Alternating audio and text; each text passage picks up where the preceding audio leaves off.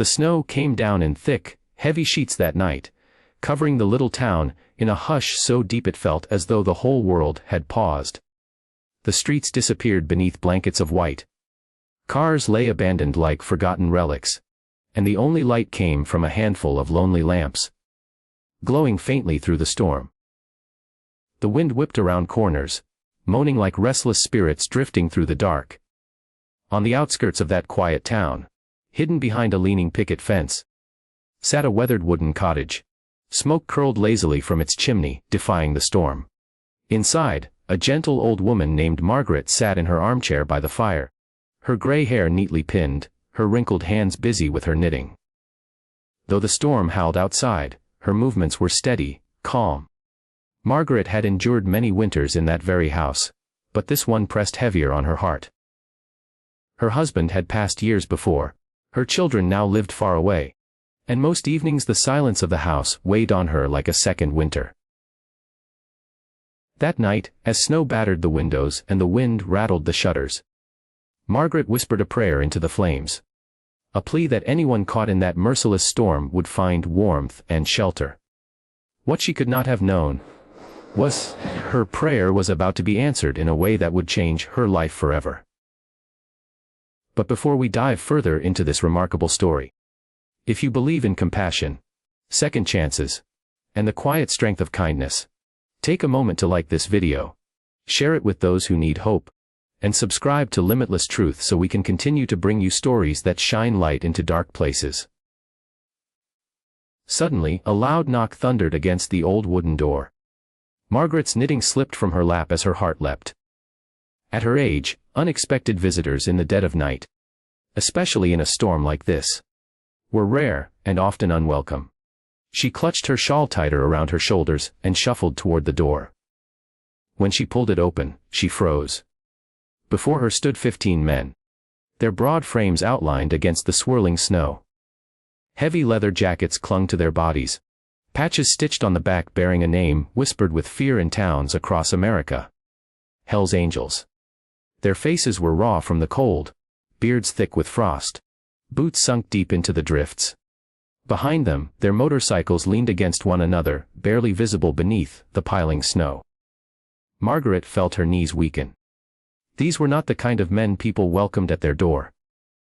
They were bikers with hard reputations, men known more for trouble than tenderness. But then her eyes caught something else. Their lips were blue, their hands stiff, their eyes wary. For all their rough exteriors, they were men caught in a storm that could kill them. Without hesitation, Margaret stepped back and said softly, "Come in before the cold takes you." The bikers exchanged stunned looks. Doors had been slammed in their faces more times than they could count. Yet here was a fragile woman, barely reaching their shoulders, opening her home, without fear or question. One by one, they entered, stamping snow from their boots, the tiny cottage filling quickly with the smell of leather and frost. The once quiet living room now pulsed with life. Margaret moved quickly, gathering what she could from her pantry. Bread, canned soup, leftovers from supper. It wasn't much, but she served it with a smile, bustling about as if she had been expecting them all along. The bikers sat awkwardly, their massive frames crammed onto her delicate furniture, uncertain how to act. They weren't used to being treated with gentleness. They weren't used to being seen as human beings in need, rather than as outcasts to be feared. Hours passed. The storm beating harder against the windows, but inside there was warmth. The men shared pieces of their story. How they had been traveling across states when the blizzard trapped them. How the highways were closed, the motels full, and their bikes nearly frozen solid. Without shelter, they wouldn't have survived the night. Margaret listened without judgment, her kind eyes steady as she poured coffee and handed out extra blankets from her linen chest. Slowly, one by one, the men drifted off to sleep on couches and floors, wrapped in quilts that smelled faintly of lavender and thyme. Margaret sat awake for hours, watching them breathe deeply beside her fire. She had never borne sons, but in that moment she felt as though she had been blessed with 15. By morning, the storm had passed. The world outside glistened under a new coat of snow. sparkling like diamonds in the first light of day. The bikers rose, stretching stiff muscles, thanking Margaret in voices that carried both gruffness and gratitude. They shared a simple breakfast: eggs, toast, coffee, before heading back out into the cold.